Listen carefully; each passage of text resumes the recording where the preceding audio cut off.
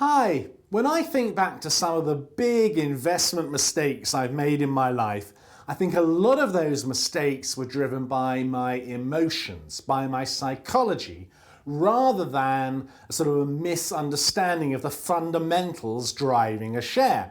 So here's just one example. I've on more than one occasion analysed a share, looked at it quite closely and decided not to buy. Let's say the share price was £1 at that point. So I've decided not to buy this share, and then a few weeks later, or maybe a few months, I've seen the share price take off, soar upwards and hit £1.50. And at that point I'm saying, oh no, I've missed out on all that profit. I was so close to buying that share. Why didn't I buy?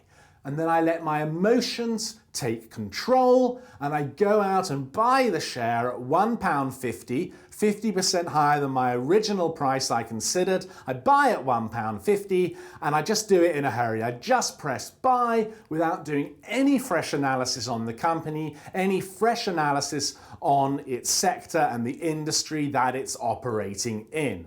And more often than not, when I've done that, when I've chased a share price due to emotion, I've ended up losing money. Now that's just one example of how emotion can push you into bad investment decisions.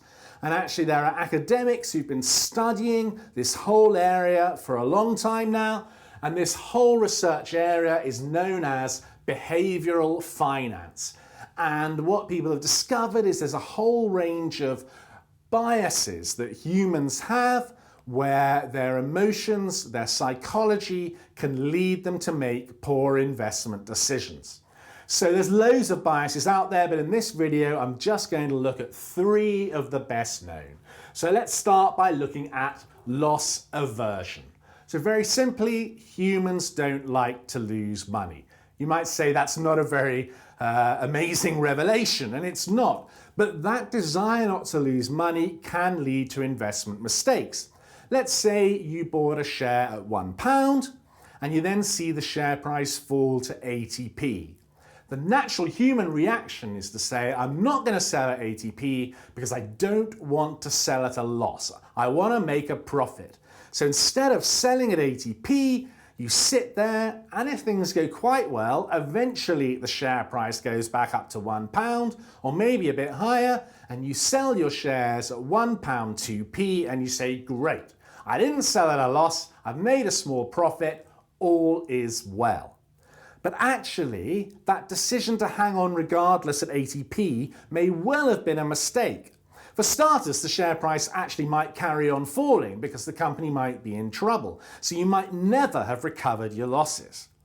And even if the share price does move back up to £1, that doesn't mean that your original decision to stay in at 80p was correct. Because actually, at that point, when the share was 80p, there may have been other, better investment opportunities out there in the stock market. You might have done better to sell up at 80p, take your loss, invest into a better share, and make a good profit on that share in time. Loss aversion can cause you to stay with bad shares, and you either make big losses or potentially not as much profit as you might make elsewhere. Another bias that the academics focus on is recency bias. So that's the idea that, with so many of us, if we've been in recession for 2 years, times are tough, it's natural to say, well, things are going to carry on in the same vein for another 2 or 3 years to come. We're going to have a long recession. But actually, recessions do normally end fairly quickly. And if you buy shares in the middle or towards the end of the recession, you'll often make big profits. Remember, whatever the situation is now, don't assume that it will carry on the same way forever. That's what the human psychology expects, but experience and history suggests that actually it's different. That's not how things pan out. The final bias I'm going to look at is anchoring. And this is where you anchor your whole decision to invest on one particular fact to the exclusion of all else. Think back to the example I gave at the beginning where I talked about buying at £1 and the share price whizzes up to £1.50. If I buy at £1.50 I may be anchoring my decision purely on the one fact that there's been a big surge in the share price in the last couple of months. That anchoring on one fact may mean you don't look at all the other facts that are out there, all the fundamentals of the company that are out there, and you make a poor investment decision. Another example of anchoring is where, as with ASOS recently. So ASOS a few months ago, it's the online retailer, its share price was £70. It's now about £24. You might say, well, wow, it was at £70 a few months ago, £24 must be a bargain, I'll buy in now. So you're anchoring your whole decision on the fact that the share price was much higher 6 months ago. But that doesn't mean ASOS is going to be a good investment. There are all sorts of reasons to suggest that ASOS actually may be a bad investment at the current share price of 24 quid. The circumstances of the company may change, its fundamentals may change, or the market may be just focusing on different issues. Whatever the rationale, just anchoring your decision on one fact, where the share price was 6 months ago, may lead you to investment disaster.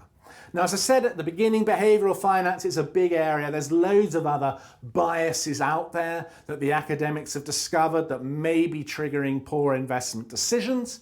But I hope in this video I've just given a brief introduction and got you thinking about the fact that when you consider buying or selling a share, do remember that your emotions may be pushing you in the wrong direction. So instead of letting your emotions boss you around, try and focus on the fundamentals, try and focus rationally on the core facts, and more likely then you'll make the right investment decision.